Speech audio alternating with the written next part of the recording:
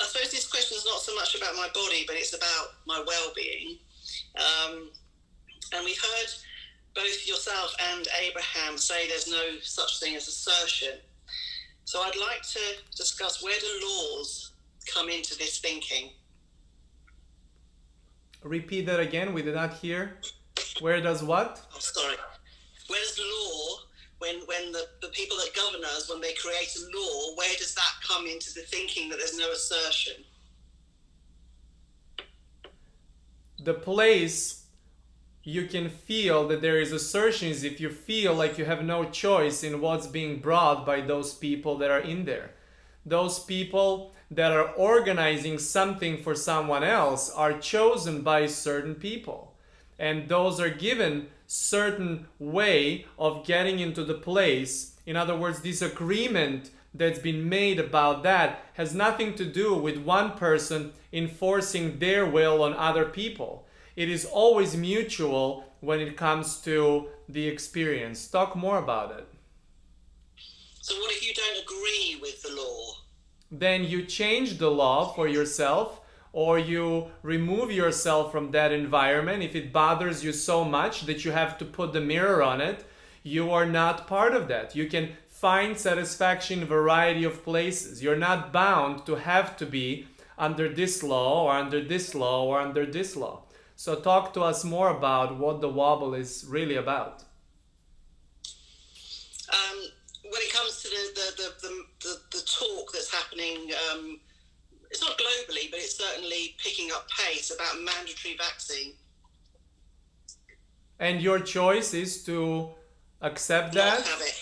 And your No. choice is to focus on that, and your choice is to talk about it, and your choice is to ask more about it, to put more inquiries about it, so more and more is within you, and more it's active within you, or your choice is to find ease about it and tell the story the way you want to tell it. Say it again. So I don't want to have the vaccine, and I don't want to be forced to have the vaccine. And that's enough for you to stay there. So what is it that you want based off of that? You clarify that. But the direction of conversation that you took was in a place of your well-being being affected by somebody else's choice. You have a choice at all times about this. You have a choice if you're going to take this. No one can go and force you to do something that you do not want to do. You have the choice at all times. Your choice is at all times your choice. So now we want to hear more about how do you get yourself from this place of understanding clearly what the question vibration is, and how to move yourself into the place of what you exactly want. Did this question of knowing what you do not want clarify for you what you want? Speak to us about what is it that you do want. I mean, we did discuss it before, and it is about, for me, I want choice for everybody to be able to choose, and so no coercion. And also, I think there's an element in here about, is there a responsibility when you have some knowledge? And then on the other side of that, I know that knowledge is choice. So I get a bit concerned about knowing things about this subject, and do I have a responsibility in spreading that? Well, only if you do want to assert other people. Only if you feel like by you spreading the word of someone should go and have them to think the same way that you think. But we're trying to get you to the place of, you see, you very quickly dismissed an opportunity at this moment, but we'll be persistent, we'll be stubborn mirror for you to find more ease about this. You've dismissed an opportunity to feel better about this topic. You want to talk about the questions, you want to exaggerate the question, and then when you even try to describe what you want, you were using a lot of no's, of no this, I want no of that, I want no of that, I want no of that. And the only thing you can get from focusing on more of no of that is exactly that you're seeing. So we're trying to get you to really clarify your wanting. You're in a phase of observing and choosing about this, and it seems that you did not even make the clarity of exactly what is it that you want. What is it that you want that brings you back to keep talking about this topic in this particular way, where you cannot even get yourself to the clarity of your wanting to take this momentum, to catch the wave of this wanting. So you said that you do not want everyone to have to be vaccinated. We assure you that that will never be the case, because no one can make anyone to do anything.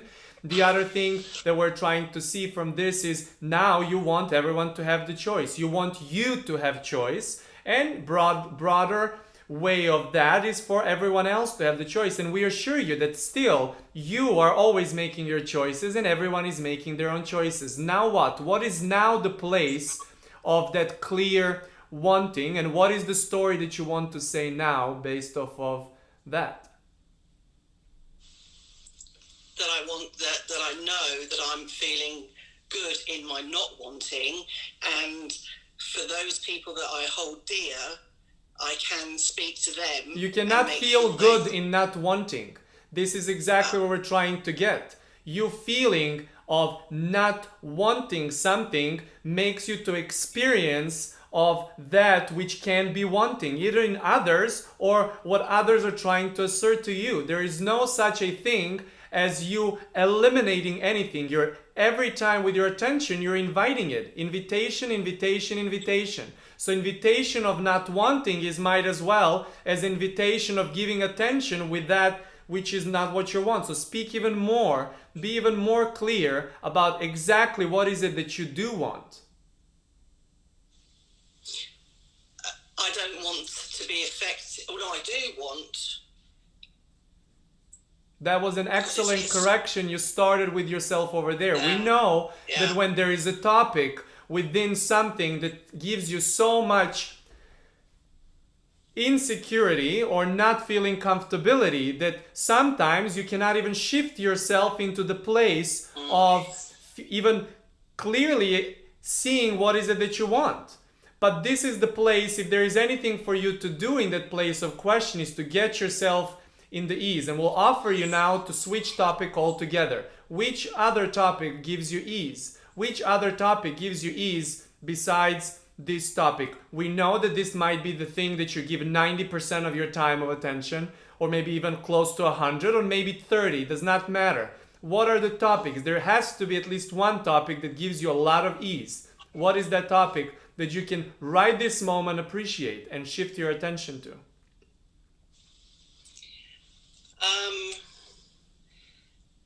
That I know in my heart energy is strong, that I have a lot of energy in my heart, and I feel that that actually is strong, and that's where I need to rest more than I do probably in my mind. So I know my heart energy is good. What is that topic that you can talk about for hours about feeling good?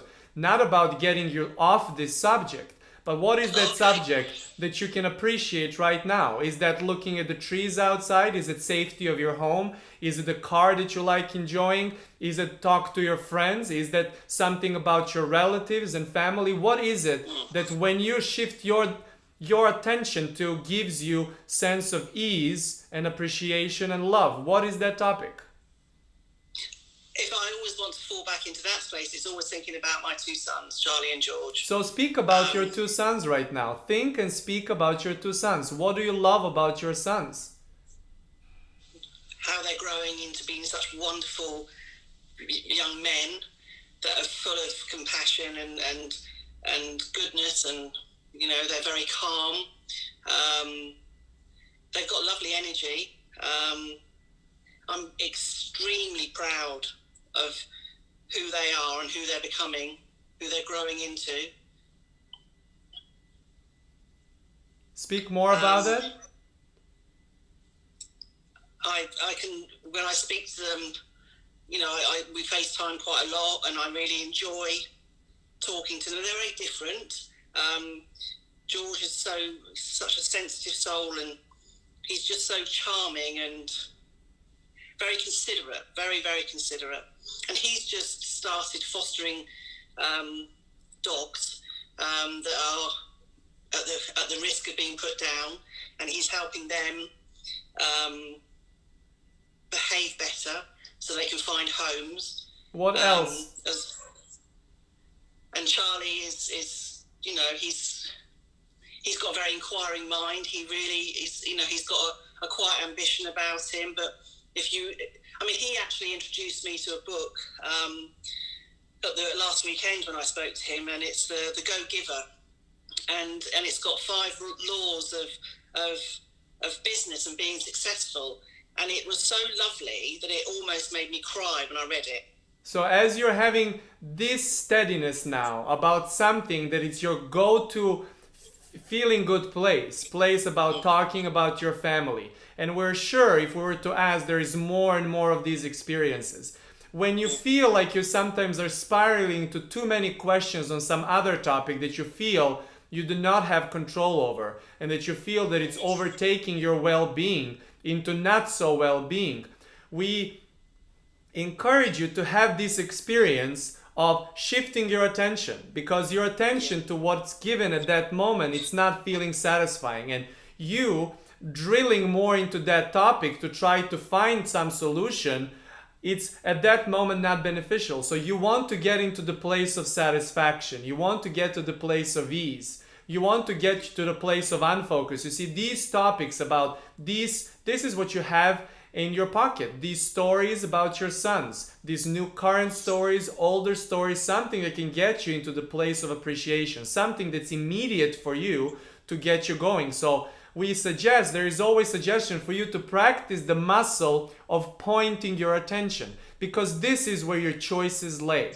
This is where you're having choice at all times, and no one can ever make this choice for you. How long you stay in a vibration of question, and how long do you stay in a place of satisfaction and ease. And you being so deliberate about wanting everyone to feel good and have choices about it, you get lost sometimes in the place of too much question, because you're trying even to desire something for others that you cannot really even desire for them. You can desire it for yourself. In other words, you being an example of finding ease with the turmoil of something that feels uncertain will get you to the place where you understand that you are choosing how long you stay there. You're choosing how long you stay in that place of question. We're not trying to discourage you from doing the research, from being in the loop, but we are definitely encouraging you to be in a place of so much ease and satisfaction dominantly before you open the door for that. So your conversation will go something like this. I know that this topic of thinking of my sons right now put me at so much ease, so much ease, so much satisfaction, so much appreciation. I love talking about them because I know wherever I am pointing my attention before that, if I switch my attention to this, I will find ease. I will find releasing of that question, and I will allow myself to be in a place of discovery of ease. And then when I get to that place of more and more ease, I know I can stay there for as long as I want, because I know there is endless thoughts and stories about my sons that I can tell to myself, that I can remember. So many beautiful stories that can get me into this place of so much satisfaction and so much ease, where then I will feel that I stabilized my own question answer dance at the moment. I will then be slowly on the lookout for other things to give attention. And this is the place where we want to talk to you about the most, because we know that you get to this place of ease one way or another. You go to sleep, you eventually get tired of something that does not feel good that you give attention, and you eventually at some point give up that struggle of trying to figure out things from the place of question. You stop playing the ping pong in a question alley and you start moving it between question and answer. So as you get steady within that feeling, then you want to have your own purposeful, on purpose, deliberate choice of when is that you're opening the door for the next question. And that topic that might creep in immediately as soon as you go back into the question does not have to be that. You can have conversation with yourself, by saying, I know that I'm in this beautiful place of ease. I love that I have so many topics that can get me here. I love that thinking about my sons are sure bets, that at every time I can get to that. And now I know that I will observe some kind of variety. I know that the new question will come through. I know that I've been unfocused for a few minutes, for 10 minutes, for 20 minutes, for 30 minutes, or for the longer time. I know that on the heels of this, there is some kind of new question that will be formed. And I know that this is exactly what I'm going to. And knowing that I'm going to, into observing variety and creating new preferences, I know that I don't have to stay there longer than it feels good. I do not have to stay there longer in order to avoid being thrown off my own question answer ping pong dance instead of just question ping pong dance, and that I will allow myself to be easy about it, and that if this topic that gave me so much trouble for now comes through, I know that now I will stay there a little bit less, and then next time a little bit less, and then I will ask less questions about this, that I will less focus on what is it that I do not desire. I will less go through the place of observe and choose. But as I observe and choose again, I would quickly move into the wanting, which is, I know that I want to keep making my own choices. I know that I'm always anyway making my own choices. But I know that even though it seems sometimes that I'm not making choices, or that I will not be able to make some of the choices, I know from so many things and from so many aspects of my own life that I can make the choice, that I can be in that place of satisfaction making choice. Even if everyone around me feels fear, that I can be that steady place of not so much fear, but not because of them, because of me and my own dance of question answer, and not only question and not only answer. For what I understand, that every time I find ease, I have the choice to open the door for more questions and see where I'm at. I know that the battle is not really in a place of question, that the real battle, that the real work, if there is any kind of work, is in me choosing the tipping points, because there was always going to be the question, and because there is always a question, there will always be the answer. But I want to be steering my tipping points from one side to another. I want to get into the place of ease, and then I want to get into the place of variety, and I want to get to the place of ease, and I want to get to the place of variety. And since I know that giving attention outwards is by default in that place of experiencing question and sometimes discomfort, but always making preferences, I know that also automatically that means that I will find some ease on something every time I'm ready to integrate the question into an answer. And so as you go about your day experiences like this, as you use even some of the words we offer, these are your words you were ready to hear, your words that you're ready to hear and to apply, because these are your reflections about of what is that everything that exists perspective having for you in the moments that you're observing something through a very specific focal point, through a very specific topic. And so this desire that you have about more consistent well-being has never had, will never have, and now is not having anything to do with anyone else but you and your own choices. That's brilliant. Thank you very much.